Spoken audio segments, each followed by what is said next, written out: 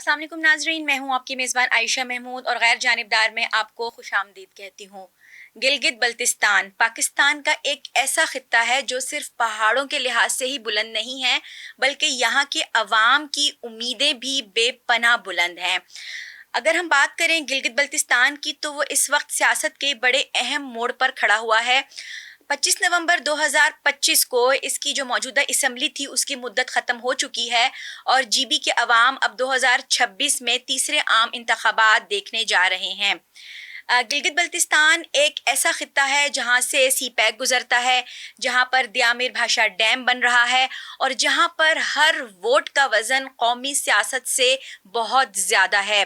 اگر ہم یہاں پر پاکستان مسلم لیگ نون کی کارکردگی کے حوالے سے بات کریں تو کیا پاکستان مسلم لیگ نون وفاقی حکومت کا فائدہ اٹھا کر 2015 کا مینڈیٹ استعمال کرے گی اور کیا 2026 میں گلگت بلتستان کو عبوری آئینی صوبہ بنا دیا جائے گا؟ اپنے آج کے پروگرام میں ہم بات کریں گے اس کے سیاسی منظرنامے کے حوالے سے، اس کے انفراسٹرکچر، اس کی ڈیولپمنٹ کے حوالے سے، اس کے نوجوانوں کے مستقبل کے حوالے سے، اور اگر ہم بات کریں حفیظ الرحمان کے دور کے حوالے سے تو آج بھی جو ہماری سیاسی جماعتیں ہیں اور جو ہمارے سیاسی حلقے ہیں وہاں پر حفیظ الرحمان کے دور کو بڑے پازیٹیو وے میں ڈسکس کیا جاتا ہے، اس کو زیر بحث لایا جاتا ہے۔ اس وقت میرے ساتھ ان تمام تر امور پر بات کرنے کے لیے جو مہمان شخصیت موجود ہیں وہ کسی بھی تعارف کی محتاج نہیں ہیں، رہنما مسلم لیگ نون ہیں، اس کے ساتھ ساتھ ممبر قومی اسمبلی ہیں محترمہ غزالہ انجم صاحبہ۔ ان سے ہم جانیں گے گلگت بلتستان کی اوور آل صورتحال کے حوالے سے اور وہ ان الیکشنز کو کس نظر سے دیکھ رہی ہیں، یہ بھی ہم انہی سے جانیں گے۔ آپ کو میں پروگرام میں خوش آمدید کہوں گی غزالہ صاحبہ۔ بہت شکریہ آپ کا کہ آپ لوگوں نے مجھے مدعو کیا، اور خاص کر جی بی کے حوالے سے۔ بالکل جی بی کے ساتھ میں آپ کو ایک تعارف میں کرا دوں، میرا تعلق چترال سے، خیبر پختونخوا کا ڈسٹرکٹ ہے، لیکن جی بی اور چترال جو ہے ثقافتی لحاظ سے اور ہم لوگ بہت قریب ترین لوگ ہیں، جڑے ہوئے لوگ ہیں، پڑوسی بھی ہیں، ٹھیک ہے۔ تو ہم لوگ، میں چترال میں اگرچہ بیٹھی ہوں لیکن میری نظریں اس وقت جی پی پر بھی مرکوز ہیں کہ وہاں کیا حالات، کیا رخ اختیار کرنے والے ہیں۔ تو اس سلسلے میں آپ کی شکر گزار ہوں کہ آپ کے چینل نے مجھے موقع فراہم کیا کہ میں یہاں آؤں اور اپنی رائے کا اظہار کر سکوں۔ اچھا غزالہ صاحبہ، سب سے پہلے تو اب یہ جو جیسے کہ انتخابات ہونے جا رہے ہیں جون میں جی بی میں، تو آپ ان الیکشنز کو کس نظر سے دیکھتی ہیں کہ سیاسی منظرنامے پر ان کی کیا اہمیت ہے، کیونکہ یہ پاکستان کا ایک بہت اہم خطہ ہے؟ دیکھیں، جیسے کہ آپ نے کہا کہ جی بی جو ہے پاکستان کا اہم خطہ ہے، نو ڈاؤٹ، اس سے سی پیک ہو کے گزرتا ہے، یہاں خجرات پاس ہے جو ہمیں چائنا سے ہمیں کنیکٹ کر رہا ہوتا ہے۔ اب آتے ہیں اس کے تیسرے الیکشن جو ہونے جا رہے ہیں۔ ایک صدارتی آرڈیننس کے بعد جی بی کی جو تشخص تھا وہ ہم اب صوبے میں بدل چکے ہیں صدارتی آرڈیننس کے بعد، تو وہاں پر اب جو یہ تیسرا الیکشن ہے یہ انتہائی اہمیت کا حامل ہے۔ اس کی وجہ یہ ہے کہ اس میں جب پہلے الیکشن ہوئے تھے تو اس وقت پاکستان مسلم لیگ نون بھاری مینڈیٹ سے اقتدار میں آئی تھی، اور وہاں پر جو کام ہوئے پاکستان مسلم لیگ نون کی طرف سے وہ آن ریکارڈ ہے۔ اب اس کے بعد جو حالات ادھر بنے جی بی میں، وہ بھی تمام دنیا کو پتہ ہے کہ پچھلے 5 سالوں میں جی بی میں جو دوسرے حکومت آئی تھی پی ٹی آئی کی، وہاں کیا حالات بنتے چلے گئے۔ تو اب یہ جو الیکشن ہے نا، یہ کارکردگی اور جھوٹے نعروں کے درمیان ایک مقابلہ ہے۔ ایک طرف پاکستان مسلم لیگ نون کھڑی ہے جس کے ہاتھوں میں کارکردگی ہے، جس کے ریکارڈ ترقیاتی کام ہے، اور دوسری طرف کھوکھلے نعرے ہیں جس نے جی بی کے عوام کو، جس طرح میرا جو بدقسمت صوبہ اس وقت جو ہے نا مصیبتوں کا شکار ہے، بالکل جی بی بھی اسی حالات کو پہنچ چکا ہے۔ اب کارکردگی بمقابلہ کھوکھلے نعرے وہاں پر ہیں۔ تو جہاں تک میں جی بی کے عوام کے مزاج کو میں سمجھتی ہوں، جی بی کے عوام جو ہے نا وہ انتہائی زیرک اور سوچ سمجھ کے فیصلہ کرنے والے لوگ ہیں۔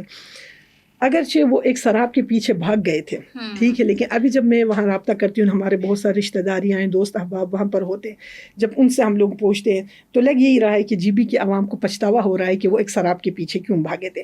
وہ حافظ الرحمان صاحب کے دور کو یاد کرتے ہیں، ان کو اپریشیٹ کرتے ہیں۔ تو یہ الیکشن جو ہے اس وقت، اس الیکشن میں اگر ایک میچور قیادت مسلم لیگ نون جیسے قیادت اس حساس خطے میں آتی ہے تو یقیناً اس کا بہت بڑا اثر پاکستان پہ بھی پڑے گا، اور بین الاقوامی معاملات کے تناظر میں بھی یہ الیکشن انتہائی اہمیت کے حامل ہے، کیونکہ وہاں ہم جو ہے ہمارے ساتھ جو ہے سیاچین، وہاں پر ایک متنازع بارڈر ہے جس پر ہندوستان کی طرف سے ہمیشہ شرانگیزی ہوتی ہے، اس طرح مقبوضہ کشمیر کے ساتھ وہ جڑا ہوا ہے۔ تو بھارت کی کوشش یہی ہوگی کہ اس خطے میں بھی انتشار پھیلائے، جس طرح وہ کے پی کے میں اور بلوچستان میں کروانے کی کوشش کر رہے۔ تو یہ انتخابات جو ہیں یہ اس انتخابات کے بعد جو بھی حکومت آئے گی اور انشاءاللہ مجھے یقین ہے پاکستان مسلم لیگ نون کو ووٹ دیا جائے گا. ایک میچور قیادت کے آنے کا مطلب یہ ہے کہ یہ علاقہ جو ہے نا یہ پاکستان کو بہت کچھ دے سکتا ہے. اچھا میم، اگر ہم پاکستان مسلم لیگ نون کی بات کریں تو یہ ایک ایسی جماعت ہے جو جب بھی حکومت میں آئی ہے اس نے ڈیولپمنٹ کے حوالے سے بہت کام کیا ہے. اب پنجاب کو دیکھ لیں، پنجاب کا نقشہ تبدیل کر کے رکھ دیا ہے.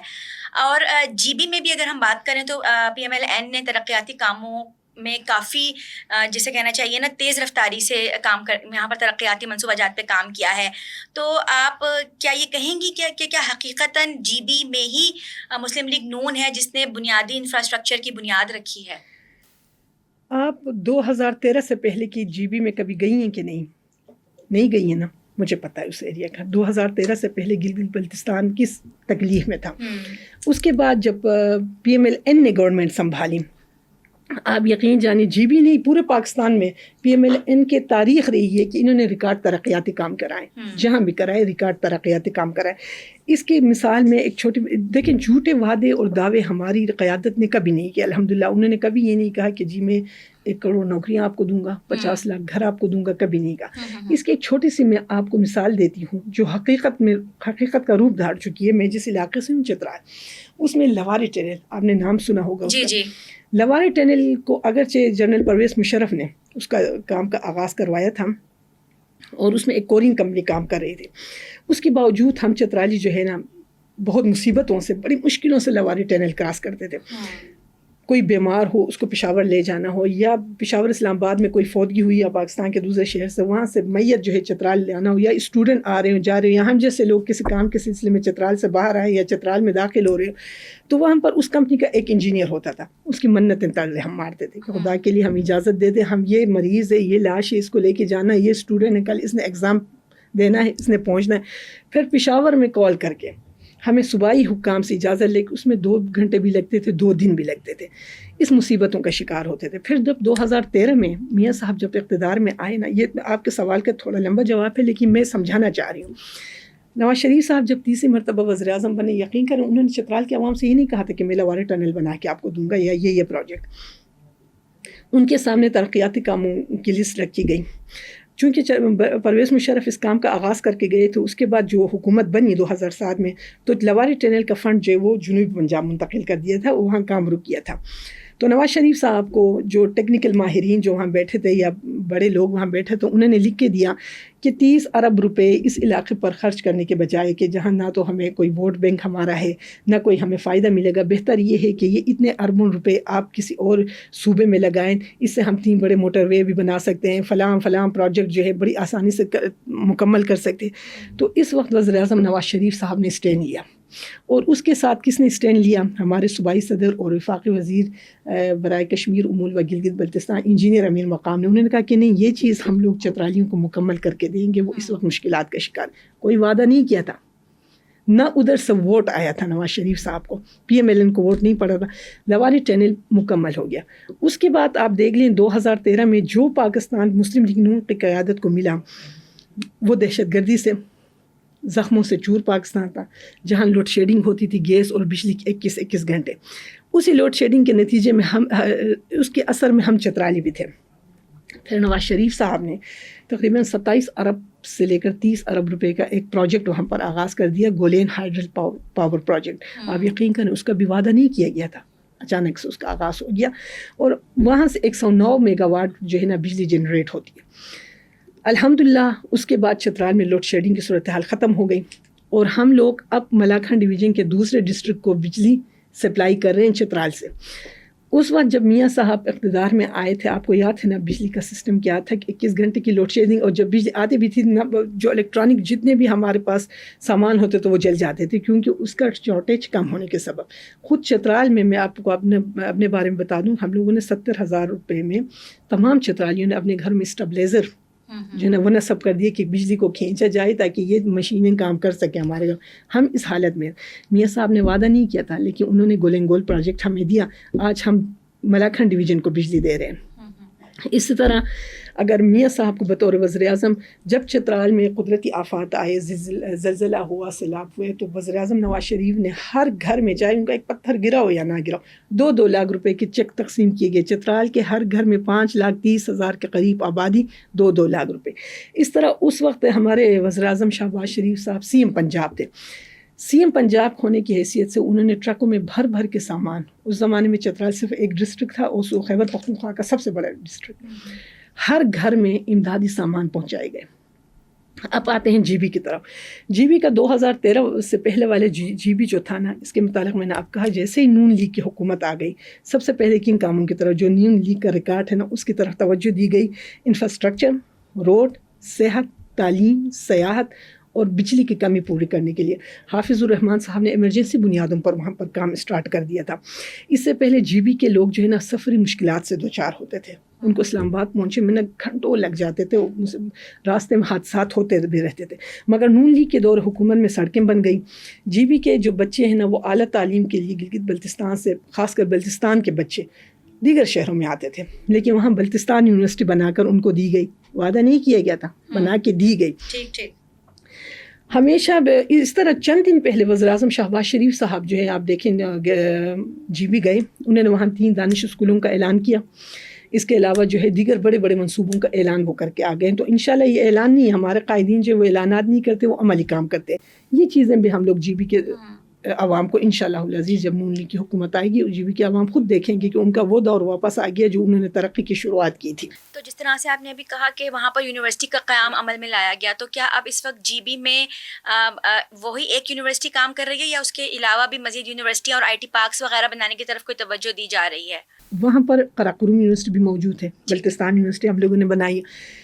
ہماری حکومت کی کوشش یہی ہے کہ جی بی کے عوام کو بنیادی سہولتیں جس سیکٹر میں بھی ہو وہ فراہم کی جائے. آئی ٹی پارکس ہو، وہ تعلیم کے شعبے ہیں.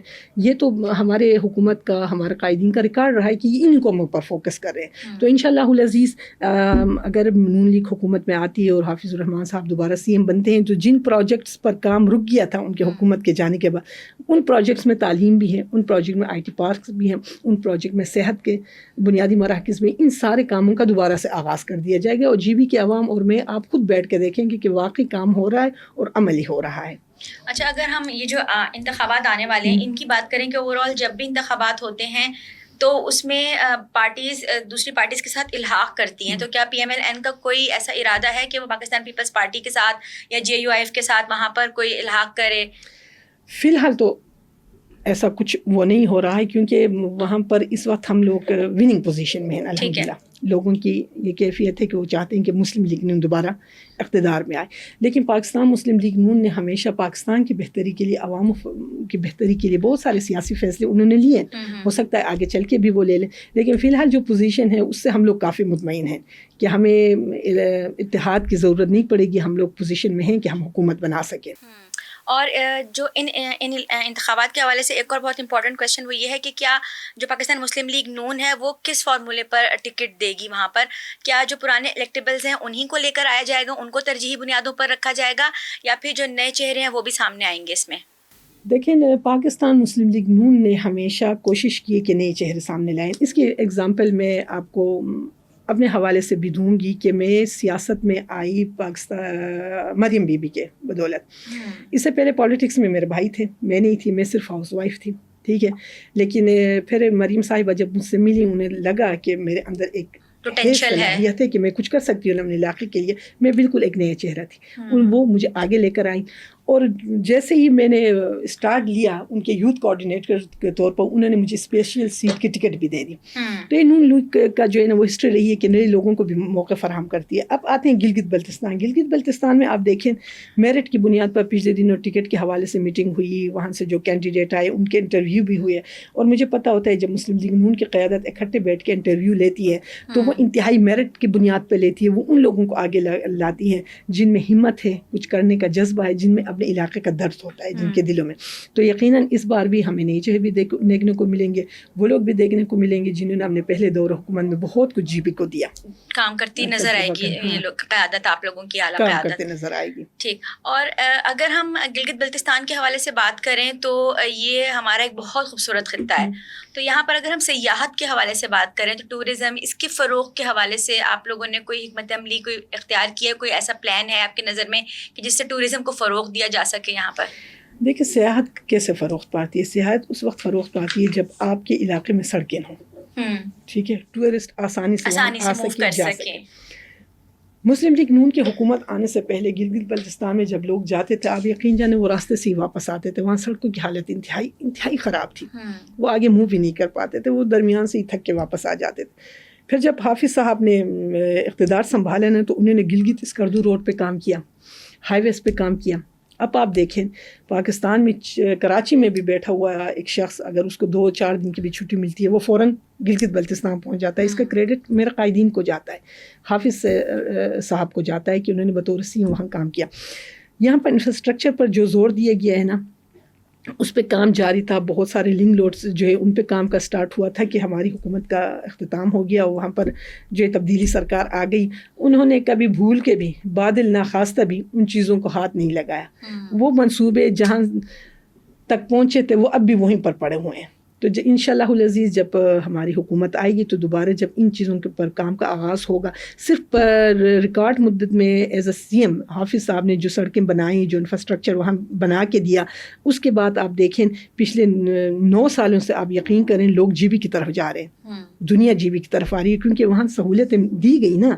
اب بھی یہی سہولتیں انشاءاللہ العزیز, یہ سب سے بڑا فوکس ہم لوگ انفراسٹرکچر پر کر رہے ہیں, روڈ پر لنک روڈز پر کر رہے ہیں, تو ان پر فوکس کیا جا رہا ہے. وہ منصوبے دوبارہ سٹارٹ کیے جائیں گے تو ڈیفینیٹلی سیاحت کو فروغ مل سکے گا. جب آپ کی بنیادی چیز سڑک ہی وہاں موجود نہیں ہے تو آپ کیسے سیاحت کو فروغ دے سکتے ہیں؟ بنیادی چیز پہ جب کام ہوگا تو سیاحت خود بخود فروغ پائے گی.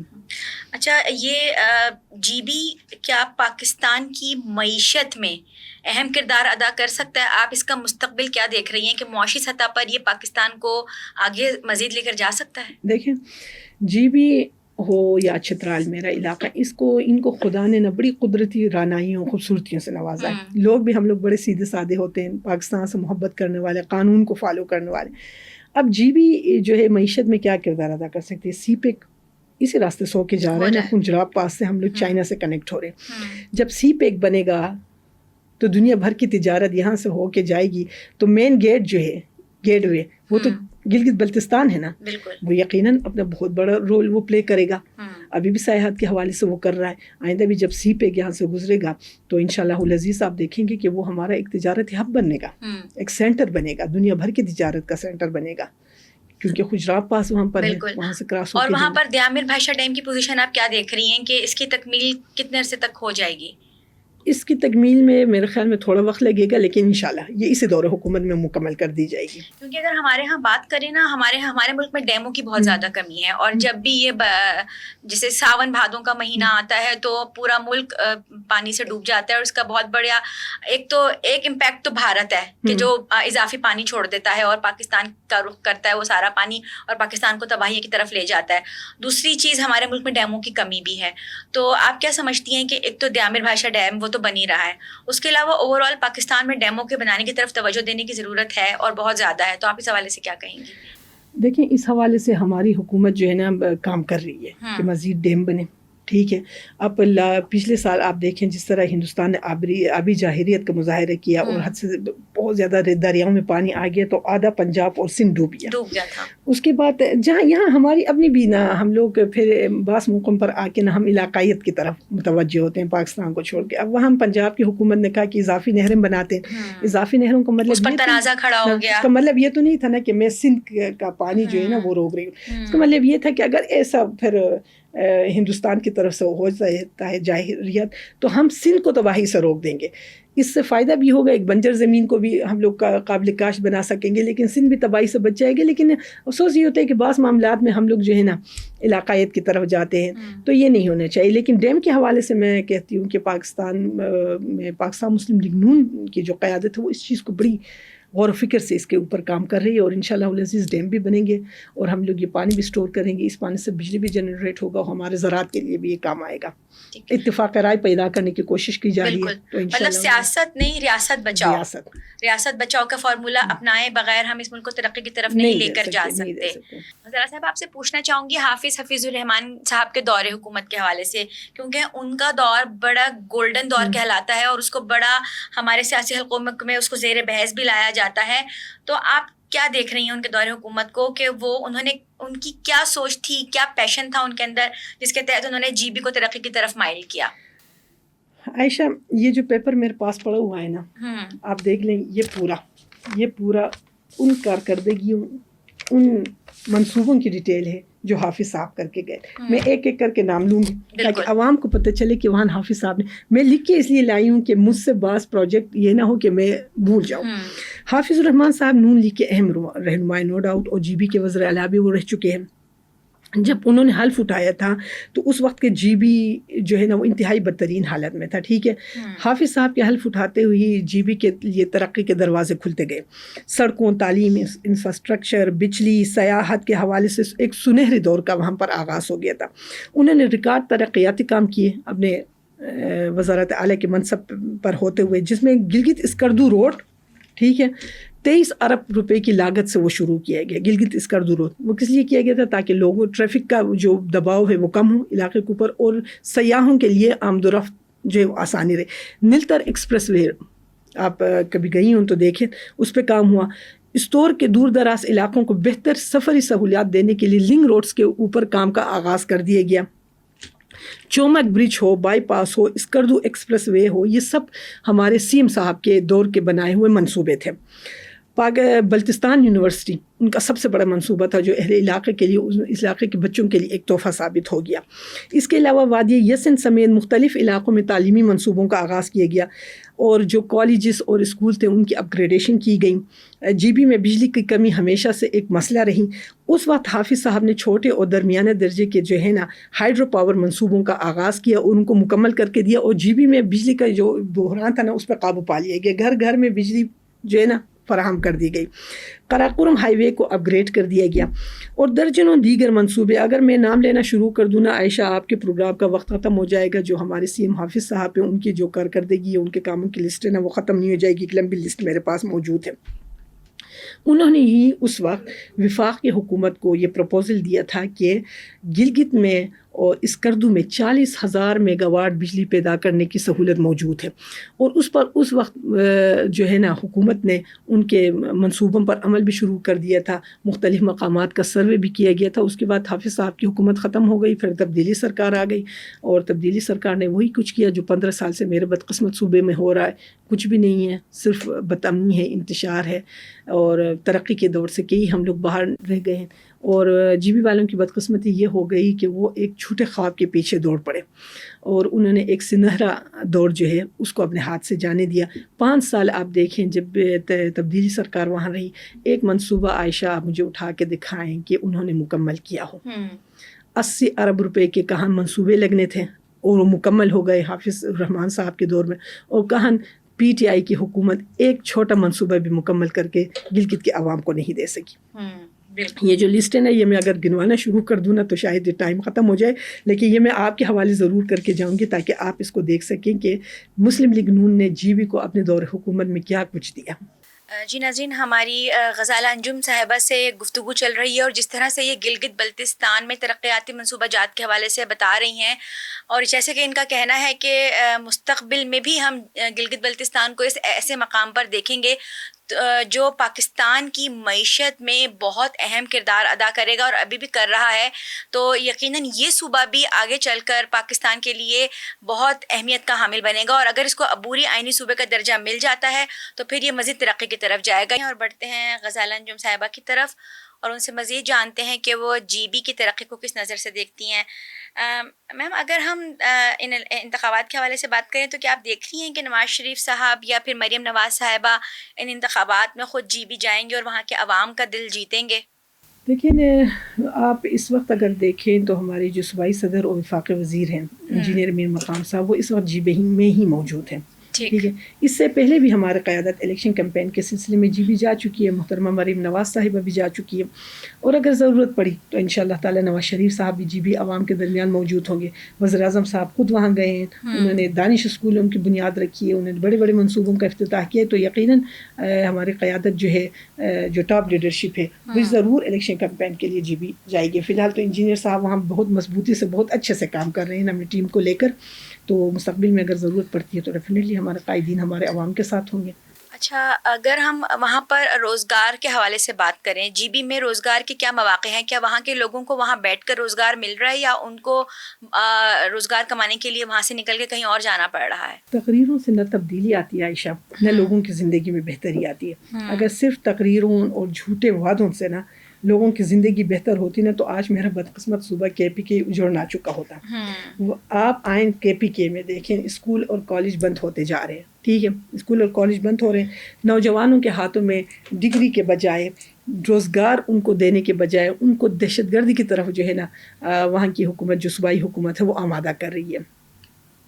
اس وقت کے پی کے حالات کا آپ دیکھیں تو وہ لبنان سے بھی بدتر ہو چکے ہیں. وہاں صوبائی حکومت جو ہے ہر طریقے سے ناکام ہو چکی ہے. جھوٹے وعدے, کھوکھلے نعروں کے سوا اور کچھ اس نے نہیں دیا. بالکل. اگر ان چیزوں سے ترقی آتی, ان چیزوں سے نوجوانوں کا مستقبل بہتر ہوتا ہے نا, تو میرے کے پی کے کا نوجوان آج سڑکوں پر رول نہ رہا ہوتا. اس کے مقابلے میں اگر آپ پاکستان مسلم لیگ نون کو دیکھیں تو پاکستان مسلم لیگ نون کی حکومت جب بھی آئی ہے, انہوں نے نوجوانوں کے لیے روزگار فراہم کرنے کے لیے پروگرامات شروع کیے. روزگار کیسے فراہم کیا جاتا ہے؟ بڑے بڑے پروجیکٹس لگا کے. جب آپ کوئی منصوبہ لاتے ہیں نا تو اس کے ساتھ روزگار خود آ جاتا ہے. آپ دیکھیں وزیر اعظم شہباز شریف جو ہے نا لیپ ٹاپ اسکیم سامنے لا چکے ہیں. ہم اپنے نوجوانوں کو یہ نہیں کہہ رہے کہ آپ اٹھے ریاست کے خلاف, اداروں کے خلاف نعرے لگائیں, سڑکوں پہ نکلیں, انتشار پھیلائیں. ہم کہہ رہے ہیں کہ ہم ان کو لیپ ٹاپ دے رہے ہیں, ہم ان کو تعلیم کے مواقع فراہم کریں, ہم ان کو اسکالرشپ دے رہے ہیں, آگے بڑھنے کے مواقع فراہم کریں. حتیٰ کہ ان کے روزگار کے لیے بھی حکومت جس سنسیئر طریقے سے کام کر رہی ہے, مڈل ایسٹ بھجوانے کے لیے مختلف ممالک سے ہماری حکومت جو ہے نا وہ کوآرڈینیٹ کر رہی ہے کہ یہاں سے جو ہے نا جو ہنرمند افراد ہیں وہ اگر جانا چاہیں تو جا سکتے ہیں. اسی طرح آپ کے پی کے میں تو حالات خراب ہیں, میں نے آپ کو بتا دیا. پنجاب میں اگر آپ آ جائیں تو سی ایم مریم نواز صاحبہ نے میرے خیال میں کبھی یہ نہیں کہا تھا کہ میں جب حکومت میں آؤں گی تو 3 مہینے میں یہ کر لوں گی یا 1 سال میں یہ کر لوں گی. لیکن آپ دیکھیں وہاں ہر روز, پنجاب اس وقت انتہائی مستحکم صوبہ ہے. وہاں بے روزگاری کی جو ہے نا شرح کم ہے, وہاں تعلیم حاصل کی جا رہی ہے, وہاں امن ہے. اس کی وجہ یہ ہے کہ اس وقت صوبے میں جو حکومت بیٹھی ہوئی ہے پاکستان مسلم لیگ نون کی, اور اس کو جو لیڈ کر رہی ہیں سی ایم صاحبہ, وہ ہر روز ایک نیا پروجیکٹ سامنے لا رہی ہے اور وہ پائے تکمیل تک پہنچا رہی ہیں. لوگوں کو روزگار کے مواقع مل رہے ہیں. آپ دیکھیں انہوں نے کبھی یہ نہیں کہا تھا میں گھر بنا کے لوگوں کو دوں گی. انہوں نے دنیا کا واحد کامیاب پروجیکٹ پچھلے دنوں اس کا آپ دیکھیں سی ایم صاحبہ آ گئیں اور انہوں نے بھیگا لوگوں میں گھر تقسیم کیے. آپ نے دیکھا نا, یہ دنیا کا مطلب سب سے کامیاب ترین پروجیکٹ ہے جو پنجاب حکومت نے کیا ہے. اسی طرح جی بی میں اگر ہم روزگار کے حوالے سے دیکھیں, جی بی کے جی بی کا جو نوجوان اس کو باہر جانے کی ضرورت ہی نہیں پڑے گی. اگر اس کے بنیادی مسائل اس کے گھر کے دروازے کے آگے ہی حل ہو جاتے ہیں, وہاں پر ترقی آ جاتی ہے, وہاں سڑکیں جو ہیں بنتی ہیں, وہاں پر جو ہے روزگار کے مواقع پیدا ہوتے ہیں, وہاں نئے نئے پروجیکٹ جب سامنے آئیں گے تو جی بی کا نوجوان کبھی بھی روزگار کے لیے باہر نہیں جائے گا. جی بی میں آپ دیکھیں یا چترال میں آپ دیکھیں ہماری جو بنیادی پیداوار ہے نا وہ فروٹس ہیں. ٹھیک ہے, ڈرائی فروٹس ہیں. یہ چیزیں اگر انشاءاللہ العزیز پاکستان مسلم لیگ نون کو جی بی کے عوام موقع دیتی ہے اور پاکستان مسلم لیگ نون حکومت میں آتی ہے, تو یہ تمام منصوبے اگر دوبارہ سٹارٹ ہو گئے نا تو جی بی کا نوجوان, ہر ایک نوجوان بزنس مین بن جائے گا. ہر ایک نوجوان اپنا بزنس سٹارٹ کر سکے گا. لیکن اس کے لیے ضروری ہے آپ کے پاس ایک میچور قیادت ہو, جس کے دل میں آپ کا درد ہو, وہ کسی ایک شخصیت کے پیچھے دیوانہ وار نہ بھاگے, وہ اپنے علاقے کا درد رکھے. تو یہ صرف پاکستان مسلم لیگ نون کے پاس ہی ہے یہ کوالٹی کہ وہ علاقے کا, وہ ملک کا درد رکھتی ہے اور خیر خواہ ہے. تو یہی ہے کہ اگر جی بی کے عوام چاہتے ہیں کہ وہاں بے روزگاری نہ رہیں, وہاں پر صحت کے مسائل حل ہوں, وہاں پر دیگر ایشوز حل ہیں, تو انہیں یقیناً پاکستان مسلم لیگ نون کا ہاتھ مضبوط کرنا ہوگا. ورنہ جو حالات ہیں, میں سمجھتی ہوں جس طرح جی بی کے لوگ بڑے زیرک لوگ ہیں, بڑے سوچ سمجھ کے فیصلہ کرنے والے لوگ ہیں, وہ یقیناً خیبر پختونخوا کو دیکھ رہے ہوں گے. وہ وہاں کا نوجوان یقیناً خیبر پختونخوا کے نوجوان کو دیکھ رہا ہوگا کہ وہ سڑک پہ پڑا ہوا ہے, اس کو نہ تعلیم میسر ہے, نہ روزگار میسر ہے, نہ صحت کے بنیادی سہولت ہے. آپ دیکھیں پچھلے دنوں لکی مروت میں جو دھماکہ ہوا تھا پولیس اسٹیشن پر، وہاں لوگوں کو رکشوں میں ڈال کے زخمیوں کو ہسپتال پہنچایا جا رہا تھا، اور وہاں کا سی ایم کیا تھا، وہ مکمل پروٹوکول کے ساتھ اڈیالہ کی طرف آ رہا تھا۔ اگر آپ اپنا فیصلہ ان لوگوں کو حق میں دے دیں گے، آپ اپنی تقدیر کا فیصلہ ان لوگوں کے ہاتھوں میں دے دیں گے، تو یہ کیفیت ہوگی جو اس وقت خیبر پختونخوا میں ہے۔ لیکن جی بی کا میں سمجھتی ہوں جی بی کا مستقبل روشن ہے۔ اگر پاکستان مسلم لیگ نون اقتدار میں آتی ہے، وہاں پر جو ترقیاتی منصوبے جات شروع ہو جائیں گے، تو جی بی جو ہے سب سے ترقیات یافتہ صوبہ جو ہے وہ پنجاب کے بعد وہ بن جائے گا۔ اچھا میم، آپ سے پوچھنا چاہوں گی کہ اگر ہم پاکستان کی بات کریں تو ایک وقت ایسا تھا گزشتہ حکومت میں کہ پاکستان بالکل ڈیفالٹ کے قریب پہنچ چکا تھا اور بہت برے حالات تھے۔ پھر پاکستان مسلم لیگ نون جب آئی تو انہوں نے کم بیک کیا اور پاکستان کی سیاست کو نہیں بلکہ انہوں نے ریاست کو بچانے کا ایک جسے کہنا چاہیے نا ایک اہم کام شروع کیا، ایک اہم ذمہ داری ان کے کندھوں پر پڑی ہوئی تھی اور انہوں نے پاکستان کو ڈیفالٹ ہونے سے بچایا۔ یہ ایک بہت بڑی کامیابی تھی۔ اور اس کے بعد اگر ہم دیکھیں تو ان کے پے در پہ ایسے ایسے کام ہوئے ہیں، جیسے مارکہ حق پچھلے سال مئی 2025 میں مارکہ حق میں ہم نے دیکھ لیا کہ ماشاءاللہ پاکستان سیسا پلائی ہوئی دیوار بن کر بھارت کے سامنے کھڑا ہو گیا اور اس نے بھارت کو شکست فاش دی اور پوری دنیا میں پاکستان کا نام روشن ہوا، اور عسکری سطح پر بھی اور حکومتی سطح پر بھی پاکستان کی ایک بڑی پہچان بن گئی۔ پھر اس کے بعد ابھی ایران امریکہ جنگ میں آپ دیکھ لیں کہ یہاں پر بھی پاکستان نے بہترین انداز میں ثالثی کے فرائض انجام دیے۔ پہلا دور مذاکرات کا اسلام آباد میں ہوا اور پاکستان ابھی تک مسلسل ان کوششوں میں لگا ہوا ہے کہ یہ جو اختلافات ہیں دونوں ممالک کے ختم ہو کر اس سیز فائر کو مستقل بنیادوں پر قائم کروا دیا جائے تاکہ پورے خطے میں امن قائم ہو۔ یہ ایک بہت بڑی کامیابی ہے پاکستان کی۔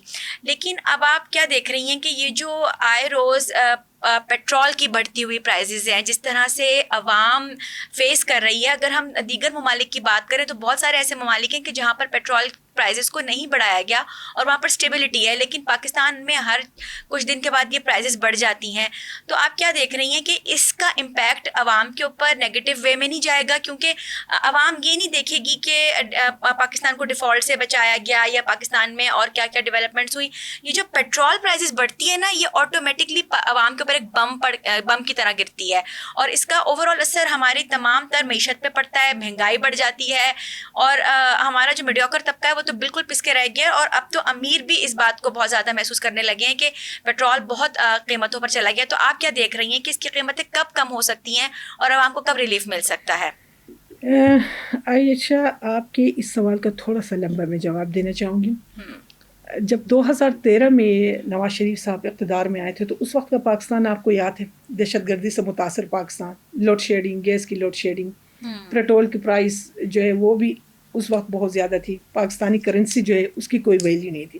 پھر صرف 2 سال بعد معیشت مستحکم ہونا شروع ہو گئی، اور پھر 2016-17 میں ہم نے وزیر اعظم نواز شریف کو ٹی وی پر یہ کہتے ہوئے سنا کہ یہ ہمارا آخری پروگرام ہے، آئی ایم ایف کو ہم لوگ الوداع کرنے جا رہے ہیں۔ خود آئی ایم ایف کے لوگوں نے کہا کہ پاکستان کے ساتھ ہمارا آخری پروگرام چل رہا ہے۔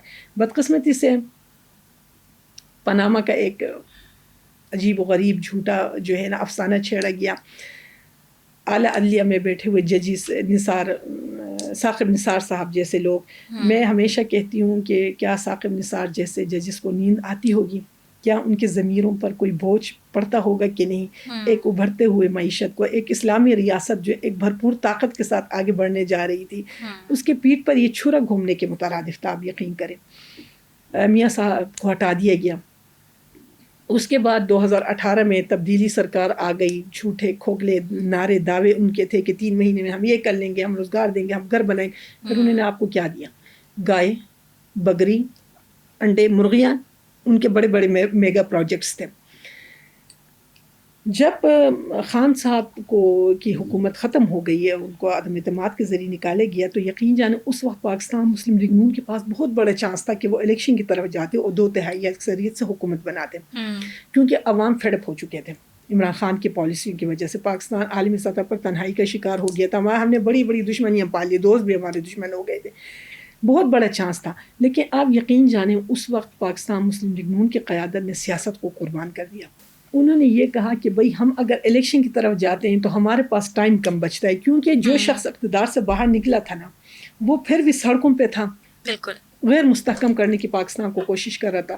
وہ اس کے فالوور, اس کے جو سوشل میڈیا ٹیم ہے, وہ کیا کہہ رہے تھے کہ خدا نخواستہ پاکستان 3 ٹکڑوں میں تقسیم ہو جائے گا, خدا نخواستہ پاکستان سری لنکا بن جائے گا.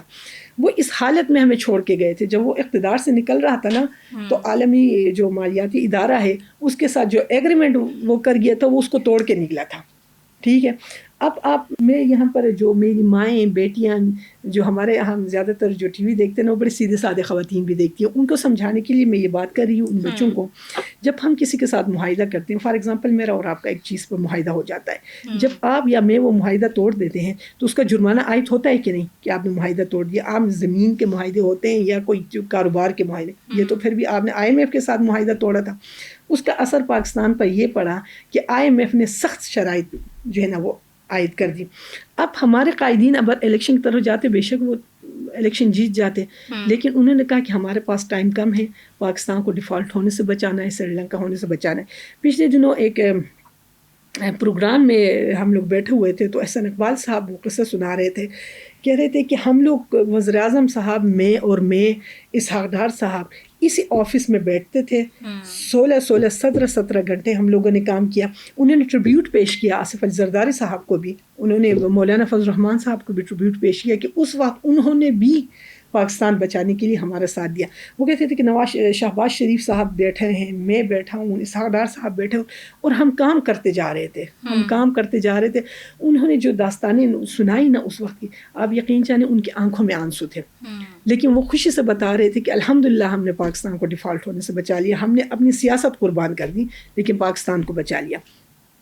اب یہاں آپ دیکھیں اس وقت پاکستان جو ہے نا, آپ پچھلے سال بھارت نے کیوں حملہ کیا تھا؟ بھارت نے اس لیے حملہ کیا تھا کہ پارلیمنٹ کے فلور پہ کھڑے ہو کے اس وقت کے وزیر اعظم نے یہ کہا, آستینے چڑھا کے, سینہ تان کے, اپوزیشن لیڈر جو ہمارے وزیر اعظم صاحب تھے اس کی طرف دیکھ کے کہا کیا کروں میں, ہندوستان پہ حملہ کر دوں, یہ فوج لڑنے کے قابل نہیں ہے, ہمارے ٹینکوں کے پاس فیول نہیں ہے کہ ہم ان کو چلا سکیں. اگلے دن اس نے کشمیر کی مقبوضہ حیثیت اس نے ختم کر دی کشمیر کی, اور اگلے دن ٹی وی پہ آ کے قوم کو چونا لگا رہا ہے کہ جی جمعے کے جمعے احتجاج کریں, احتجاج ریکارڈ کرائیں بھارت کے خلاف. صرف ایک جمعہ وہ احتجاج شاید ہوا, اس کے بعد وہ جمعہ بھی نہیں آیا, اور کشمیر کی مقبوضہ حیثیت بھی ختم ہو گئی, پاکستان ایک عذاب میں مبتلا ہو گیا. اب انڈیا کے دماغ میں وہ تھا کہ جی پاکستان میں یہ صورتحال چل رہی ہے, انڈیا نے ایک سازش چلی اور پاکستان پہ حملہ کر دیا. لیکن الحمدللہ فیلڈ مارشل سید آصم منیر کی قیادت میں, وزیر اعظم شہباز شریف کی قیادت میں پاکستانی قوم جو ہے نا وہ سیسا پلائے دیوار بنیان مرصوص بن کے کھڑی ہو گئی, اور ہندوستان کو چند گھنٹوں کے اندر جو ہے نا مودی کے قدموں پر ڈھیر کرنے پر ہم نے مجبور کر دیا. وہ مودی کے قدموں میں گر گیا, اس نے کہا کہ مجھے بچاؤ پاکستان سے. اس نے جو کیلکولیشن کر کے حملہ کیا تھا نا, اس کے الٹ معاملہ اس کے ساتھ ہو گیا. اس کے طیارے ہم نے گرا دیے, اس کے دفاعی تنصیبات کو ہم نے اڑا کے رکھ دیا. وہ سمجھ گیا کہ میں جس طریقے سے میں آگے بڑھ رہا تھا وہ چال الٹا مجھ پہ پڑ رہی ہے. وہ امن کی بھیک مانگنے لگا. یہ بہت بڑی کامیابی تھی, یہ بہت بڑا کم بیک تھا اس قوم کا. اس قوم کی کمر اس وقت کے وزیر اعظم نے توڑ کے رکھ دی تھی کہ ہمارے فوج لڑنے کے قابل نہیں ہے, لیکن اس فوج نے ثابت کیا کہ یہ فوج نہ صرف لڑنے کے قابل ہے بلکہ یہ دشمن کو سبق سکھا کر واپس آنے والی فوج ہے الحمدللہ. اس کے بعد آپ دیکھیں ہمارے خطہ جو ہے پاکستان کے, اگر آپ سرحدی حدود نکال کے دیکھیں نا عائشہ, ہم 3 اطراف سے جو ہے نا پیچیدہ پڑوسیوں اور بھارت جیسے دشمن کا سامنا کر رہے ہیں. بھارت جو ہے وہ بنیان مرصوص کے بعد الحمدللہ اس میں ہمت نہیں ہے کہ وہ ڈائریکٹ آ کے اب ہم پر براہ راست حملہ کر سکے. وہ کیا کر رہا ہے, افغانستان میں انڈائریکٹ کر رہا ہے, افغانستان کے ذریعے, افغانستان میں خوارج کے ذریعے ہمیں غیر مستحکم کر رہا ہے. BLA کو سپورٹ ملی, آپ یقین جانے ماضی میں سب کو پتہ ہے یہ ہم نے درخواست بھی کی ایران کی حکومت سے, وہاں سے کلبھوشن کو ہم نے گرفتار کیا تو اس نے جو انکشافات کیے تو پتہ چلا کہ تہران سے بیٹھ کے BLA کو سپورٹ کریے بلوچستان کو غیر مستحکم. اس طرح ہمارے اگر سمندر و بحیرہ عرب میں ہمارے سمندر حدود کو دیکھیں, یہاں بھی ہمیں ایک تو بھارت اور دوسرا اندیکھا جو دشمن تھا, ابھی تو وہ کھل کے سامنے آ گیا اسرائیل, اس کا ہم لوگ مقابلہ کر رہے ہیں. ہر طرف سے ہم لوگ مسائل میں گھرے ہوئے. تو پاکستان کو غیر مستحکم کرنے, پاکستان کو معیشی طور پر جو ہے نا ختم کرنے کی سازشیں بین الاقوامی سطح پر کی جا رہی ہیں. لیکن اس پر یہ پیٹرول کے پرائس کے حوالے سے کیا امپیکٹ پڑے گا؟ دیکھیں پیٹرول کے پرائس کی اگر آپ بات کریں نا، پیٹرول تو یہ میرے ملک میں تو نہیں ہوتا نا، میں تو باہر سے لا رہی ہوں، ٹھیک ہے، اس کے انٹرنیشنل پرائس ہوتا ہے. اب آپ نے کہا کہ جی دیگر ممالک میں کم نہیں ہوا ہے، یہاں پر کیوں بڑھایا گیا ہے؟ تو آپ دیکھیں یہاں بڑھانے کی وجہ یہ ہے کہ ہمیں IMF کے ساتھ جو ہمارے عمران خان صاحب جو معاہدہ توڑ کے گئے، اس کے بعد جو سخت شرائط آتی گئیں، اس شرائط کے حساب سے ہمیں کام کرنا پڑتا ہے، ٹھیک ہے، اس شرائط کے حساب سے ہمیں پیٹرول لینا پڑتا ہے. یہ پیٹرول اب آپ دیکھیں یہ صرف اس حکومت میں نہیں، عمران خان صاحب بھی کہہ کے گئے تھے کہ اگر ایران پہ حملہ ہوتا ہے تو پیٹرول پرائس جو ہے 500 تک چلی جائیں گی، ٹھیک ہے.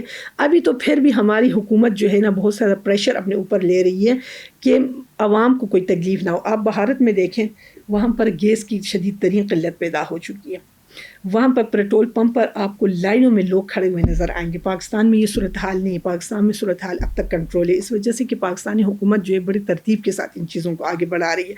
ٹھیک ہے مشکلات ہیں، ہم سب پریشان ہیں، کوئی بھی حکومت سیاسی خودکشی نہیں کرتی، ٹھیک ہے.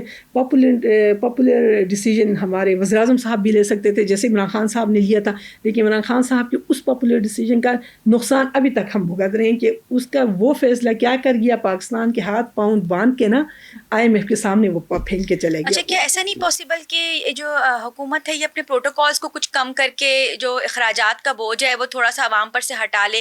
کیونکہ عموماً یہ دیکھا گیا ہے کہ جو ان کا پروٹوکول ہے وہ اتنا زیادہ ہیوی لیول کا ہوتا ہے کہ پھر وہ وہاں پر خرچوں کو کم نہیں کیا جا رہا لیکن عوام پر بوجھ زیادہ کیا جا رہا ہے.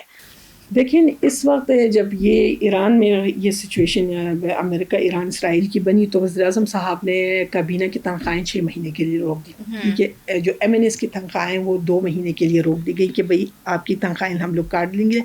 بہت سارے جو پروجیکٹس تھے ان پہ کام روک دیا گیا کہ معیشت پر دباؤ نہ پڑے. اب آتے ہیں آپ کے پروٹوکول کی طرف. یہ چیزیں نہ ہر جگہ ڈسکس ہوتے ہیں. آپ دیکھیں اس وقت پاکستان کی جو اسٹیٹس ہے نا، یہاں پر اگر کسی ملکی سطح پر کسی سیاسی شخصیت کو ذرا بھی نقصان پہنچتا ہے نا تو اس کا بدترین اثر پاکستان ریاست پاکستان پر پڑے گا. ہمارے دشمن یہ پروپیگنڈا کریں گے کہ دیکھو یہ ریاست تو ناکام ہے، یہ آپ نے ایک سیاسی لیڈر کو یا کسی اعلیٰ افسر کو نہیں بچا سکی، ٹھیک ہے، اس کو گولی لگ گئی یا وہ دہشت گردی کی زد میں آ گیا. تو یہ جو پروٹوکول ہے نا یہ کوئی حکومت جو ہے نا جان بوجھ کے خوشی سے نہیں کر رہی ہے، مجبوری ہے ریاست. کیونکہ یہاں پر آپ یقین جانیں ابھی جو صورتحال چل الحمدللہ ہم لوگ جو ہے نا اس وقت میں کہتی ہوں کہ مشرق کا جنیوا جو ہے اسلام آباد بن چکا ہے، دنیا بھر کی نظریں ہمارے اوپر ہیں. اس دوران اگر خدا نخواستہ کوئی حادثہ ہو جاتا ہے کسی بھی بڑے فگر کے ساتھ تو اس کا سب سے زیادہ فائدہ اسرائیل اور بھارت اٹھا لیں گے. وہ ایسا طوفان کھڑا کر دیں گے پاکستان کے خلاف. پاکستان کا ایک امیج جو بہتر ہو چکا ہے، ہم لوگوں کو دہشت گرد اسٹیٹ سے نکال کے اب ہم کس طرف آئیں گے؟ جی پاکستان تو امن کا داعی ہے، پاکستان کو امن کے لیے کام کر رہا ہے. یہاں تھوڑی سی غفلت جو ہے نا ریاست کو نقصان پہنچا سکتی ہے. باقی حکومت جہاں جہاں انہوں نے ضرورت سمجھا ہوا ہے کہ یہاں سے ہم لوگ جو ہے نا کفایت شیاری کریں گے وہ وہاں پہ کر رہی ہے. وہ وہاں سے جو ہے نا اپنے جو اخراجات ہیں وہ مکمل طور پر انہوں نے کم کیا ہوا. اب پیٹرول کی جو قیمت ہے نا اس کے اوپر بار بار وزیر اعظم صاحب بھی، وزیر پیٹرولیم بھی یہ کہہ رہے ہیں کہ انشاءاللہ تعالیٰ صورتحال بہتر ہوتے ہی پیٹرول کی قیمت جو ہے نا تیزی سے ہم لوگ کم کر دیں گے اور پہلے جیسے صورتحال جو ہے نا جو پرائس تھے اس طرف لے کر آئیں گے. اب ایک آزمائش سے ہم گزر رہے ہیں، وہ تو ہم پاکستان بننے کے بعد صحیح آزمائش سے گزر رہے ہیں، لیکن یہ جو ہے نا یہ آزمائش انتہائی بھاری آزمائش ہے. ہمیں متحد ہو کے اپنے ریاست کے لیے اپنے حکومت کا ساتھ دینا ہوگا. اچھا زہرا صاحبہ آپ سے دوبارہ GB کی طرف بڑھتی ہوں اور میں آپ سے پوچھنا چاہوں گی کہ ہمارے یہاں جب بھی انتخابات ہوتے ہیں تو وہ فری اینڈ فیئر نہیں کہلائے جاتے، کہا جاتا ہے اس میں دھاندلی کا عنصر شامل ہوتا ہے. تو آپ کیا دیکھ رہی ہیں GB میں ہونے والے انتخابات آپ کو فری اینڈ فیئر ہوتے ہوئے نظر آ رہے ہیں؟ کیا وہاں پر تو کوئی ایسے معاملات نہیں ہوں گے کہ جس کی وجہ سے پھر مسائل کھڑے ہوں اور ووٹنگ کو لے کر پھر کوئی تنازعات کھڑے ہو جائیں؟ میرے خیال میں فری اینڈ فیئر انتخابات GB میں ہوں گے، ٹھیک ہے. GB میں فیئر اینڈ اچھا وہاں پر جو بعد میں جو کوئی اپوزیشن میں آئے گا تو اپوزیشن والوں کا وہی ہوتا ہے کہ بھئی آپ لوگوں نے یہ کیا، آپ لوگوں نے وہ کیا ہے، لیکن فری فیئر ہوں گے انشاءاللہ العزیز. اور آپ لوگ خود دیکھیں گے کہ وہاں پر کوئی بھی حکومتی مشینری آپ کو نظر نہیں آئے گی، زبردستی کے ووٹ نہیں دلوائے جائیں گے. وہاں پر عوام آئیں گے خود اپنے بیلٹ پیپر پر مہر لگا کے جائیں گے. اچھا آپ نے ابھی اس سے پہلے ہم جب تعلیم کے حوالے سے بات کر رہے تھے تو آپ نے بڑی خوشائن بات بتائی تھی کہ وہاں پہ یونیورسٹیاں بھی قائم کی گئی ہیں، وہاں پہ دانش اسکول بنائے جا رہے ہیں اور وہاں کے نوجوان کو تعلیم کی مکمل آگاہی دینے کے لیے ہر طرح سے کوششیں کی جا رہی ہیں، لیکن کیا گلگت بلتستان میں خواتین کو بھی وہی مقام حاصل ہے تعلیمی میدان میں جو وہاں کے مردوں کو حاصل ہے؟ کیا وہاں کی خواتین بھی ترقی کے لیے شانہ بشانہ باہر نکل کے ایزیلی تعلیم حاصل کر سکتی ہیں، یا وہاں پر ان کے لیے کوئی اس طرح کی کوئی قید و بند کی صحبتیں ہیں کہ بہت ساری جگہیں ایسی ہوتی ہیں کہ جہاں پر خواتین کو باہر نہیں نکالا جاتا اور ان سے کہا جاتا ہے کہ وہ گھر کی چار دیواری میں محصور رہیں اور بس وہ صرف گھر کو سنبھالیں اور باہر نہیں نکل سکتی؟ تو جی بی کو آپ کس طرح سے دیکھ رہی ہیں کہ کیا وہ خواتین کی ڈیولپمنٹ میں اہم کردار ادا کر رہا ہے؟ بالکل، آپ جی بی میں جا کے دیکھیں نا، جی بی کی خواتین جو ہے نا وہ ہر میدان میں آپ کو نظر آئیں گی. گلگت میں ایک بازار ہے، ٹھیک ہے، ایک مارکیٹ ہے، وہاں جائیں گے نا، وہاں پر آپ کو گوشت کی دکانوں پر بھی خواتین آپ کو بکریاں کاٹتے ہوئے نظر آئیں گی. اتنا وہ خواتین جو ہے نا وہاں پر امپاور ہے. تعلیمی لحاظ سے بھی جی بی میں خواتین کی تعلیم و تربیت پر بہت زیادہ زور دیا جاتا ہے. دونوں کو ایکول مواقع، نہ صرف جی بی بلکہ عائشہ میں اس میں پھر اپنے چترال کا تذکرہ کروں گی. آپ چترال میں بھی آئے نا، تو چترال میں جو ماں باپ ہے نا، وہ بیٹا اور بیٹی دونوں کو ایک نظر سے دیکھ رہے ہوتے ہیں. اگر بیٹا جو ایک پرائیویٹ اسکول میں جا رہا ہے نا، بہن بھی اس کے ساتھ وہاں جاتی ہے، ٹھیک ہے. چترال میں بھی خواتین کو آگے بڑھنے کے بہت زیادہ مواقع دیے جاتے ہیں. یہی حال گلگت بلتستان کا ہے. وراثت کے معاملے میں آپ دیکھیں پورے پاکستان میں، آپ چترال کے بعد گلگت بلتستان میں جائیں گے تو آپ کو نظر آئے گی کہ وراثت کے معاملے میں بھی ہم اپنے بیٹیوں کے ساتھ ظلم نہیں کرتے جو دیگر علاقوں میں ہوتا ہے. تعلیم کے معاملے میں ان کو آگے بڑھنے دیا جاتا ہے. جی بی کے کئی خواتین آپ کو مختلف شعبوں میں نظر آئیں گے. چترال کی کئی خواتین آپ کو مختلف شعبوں میں لیڈنگ پوزیشن پر نظر آئیں گی. تو وہاں پر یہ بے شمار جو ہے نا مواقع ہیں خواتین کو آگے بڑھنے کے لیے. وہاں کا معاشرہ اتنا سخت، اتنا جو ہے نا وہ کہتے ہیں نا کہ انتہا پسند وہ معاشرے نہیں ہیں. وہاں پر خواتین کو ایکول مواقع ملتے ہیں. باقی ہاں بعض علاقے ایسے ہیں، دور دراز علاقے، کہ وہاں پر بنیادی سہولت نہ ہونے کے سبب تھوڑی بہت مشکلات ہوتی ہیں، لیکن وہاں پر بھی خواتین مردوں کے شانہ بشانہ کام کر رہی ہوتی ہے. اچھا، اگر ہم پاکستان مسلم لیگ نون کی بات کریں تو اس کے بارے میں یہ تاثر ہے کہ یہ پنجاب کی جماعت ہے، تو کیا جی بی میں بھی اس کا اثر ہے یا اس اثر کو زائل کر دیا گیا ہے؟ اور یہ کہا جاتا ہے کہ یہ جماعت صرف پنجاب کی نہیں ہے، اوور آل پورے پاکستان کی ہے. جو یہ تاثر دیا جاتا نہیں کہ یہ پنجاب کی جماعت ہے. اگر یہ پنجاب کی جماعت ہے تو پھر اس جماعت نے میرے لیے لواری ٹنل بنا کر کیوں دی؟ میں کے پی کیسے ہوں؟ اگر یہ پنجاب کی جماعت ہے تو اس نے چترال میں گولنگول ہائیڈرل پروجیکٹ کیوں دیا؟ اگر یہ صرف جماعت پنجاب کی ہے تو اس نے دانش اسکول کیوں چاہا؟ ابھی آپ کو پتہ ہے چترال میں دانش اسکول کے کام کا آغاز ہو چکا ہے. وزیر اعظم شہباز شریف نے خود افتتاح کیا تھا. اگر یہ پنجاب کی جماعت ہے تو پھر ہزارہ موٹر وے کیوں بنائی گئی؟ پشاور اسلام آباد موٹر وے، اس طرح آپ سندھ میں جا کے دیکھیں موٹر وے، بلوچستان میں کام دیکھیں، گلگت بلتستان میں دیکھیں. یہ قومی جماعت ہے، ٹھیک ہے. اس کو ایک خاص منصوبے کے تحت، ایک خاص سازش کے تحت اس کے کردار کو محدود کرنے کی کوشش کی جا رہی ہے. لیکن الحمدللہ جتنی بار یہ کوششیں کی گئیں، مسلم لیگ نون اس سے زیادہ طاقتور ہو کے سامنے آ گئی، کیونکہ مسلم لیگ نون کے پاس دکھانے کے لیے کھوکھلے نعرے دعوے نہیں ہیں. مسلم لیگ نون کے پاس کارکردگی ہے. اور میں سمجھتی ہوں اس وقت جو جی بی کے الیکشن کے حوالے سے آپ یہ پروگرام ریکارڈ کرا رہے ہیں نا، میں جی بی کے عوام کو ایک میسیج دینا چاہتی ہوں. آپ بیلٹ پیپر پر مہر لگاتے ہوئے کم از کم خیبر پختونخوا کے حالات دیکھیں کہ 15 سالوں سے خیبر پختونخوا اجڑ چکا ہے. وہاں تعلیم نہیں، وہاں صحت کی سہولیات نہیں، وہاں کچھ بھی نہیں ہے. وہاں بے روزگاری ہے، وہاں دہشت گردی ہے، وہاں بدامنی ہے. صوبائی حکومت جو ہے ایک شخصیت کے پیچھے بھاگ رہی ہے. وہاں جنازے اٹھانے کے لیے جو ہے نا رکشوں میں جنازے لے کر لوگ جا رہے، ایمبولینس موجود نہیں. خدا را اگر آپ جی بی کی ترقی چاہتے ہیں، اگر آپ چاہتے ہیں کہ آپ نے جو 5 سال ضائع کر دیے تھے پی ٹی آئی کو دیکھے، وہ دوبارہ وہ اندھیرا دوبارہ جی بی کو اپنے لپیٹ میں نہ لے لیں، پاکستان مسلم لیگ نون کو ووٹ دیجیے گا، ترقی کو ووٹ دیجیے گا. آپ کا بہترین مستقبل پاکستان نون کے ساتھ وابستہ ہے، مسلم لیگ نون کے ساتھ وابستہ ہے. اور مجھے امید یہی ہے کہ جی بی بلوچستان کے باشعور لوگ اس بار صحیح فیصلہ چنیں گے اور شیر پر مہر لگائیں گے. جی ناظرین، ہماری غزالہ انجم صاحبہ سے گفتگو ہوئی اور جس طرح سے انہوں نے ہمیں گلگت بلتستان کی ڈیولپمنٹ کے حوالے سے، اس کے سیاسی منظرنامے کے حوالے سے بتایا. بہت سارے اہم سوالات تھے جو اٹھے اور ہم نے ان سے کیے، اور جس کا ہمیں مفصل جوابات بھی ہمیں ملے، اور ایک بڑی ہوپ نظر آئی، مثبت دعوے نظر آئے ہمیں کہ آئندہ آنے والا وقت جی بی کے لیے بہت کامیابیاں لے کر آئے گا. اگر ہم گلگت بلتستان کی بات کریں تو صرف یہ پاکستان میں سیاست کے اعتبار سے اہم خطہ نہیں ہے، بلکہ اس کے ساتھ ساتھ معاشی لحاظ سے اور سیاحت کے لحاظ سے بھی پاکستان کے لیے بہت اہمیت کا حامل ہے۔ اب اور اگر ہم پاکستان مسلم لیگ نون کی بات کریں تو اس نے گلگت بلتستان کو بنانے میں، سنوارنے میں اور اس کو ترقی کی راہ پر گامزن کرنے میں بہت اہم کردار ادا کیا ہے، اور اب یہ گلگت بلتستان کے عوام پر منحصر ہے کہ وہ اپنا مستقبل کیسا چاہتے ہیں۔ اگر وہ چاہتے ہیں کہ وہ مزید ترقی کی طرف جائیں اور گلگت بلتستان مزید پنپے، تو ان کو اپنے مستقبل کا فیصلہ بہت سوچ سمجھ کر کرنا ہوگا، اور اسی روشنی میں کرنا ہوگا کہ کون سی جماعت ہے جو وہاں پر زیادہ کام کر رہی ہے، کون سی جماعت ہے جو اس جی بی کو ترقی کی سمت میں لے کر جانا چاہتی ہے۔ تو اب یہ فیصلہ جی بی کی عوام پر منحصر ہے کہ وہ کیا اس بارے میں سوچتے ہیں اور کیا چاہتے ہیں۔ یہاں میرے پروگرام کا وقت اب ختم ہوا چاہتا ہے، انشاءاللہ اگلے ہفتے پھر کسی اہم ایشو کے ساتھ آپ کی خدمت میں حاضر ہوں گی۔ جب تک کے لیے عائشہ محمود کو اجازت دیجیے، اللہ حافظ۔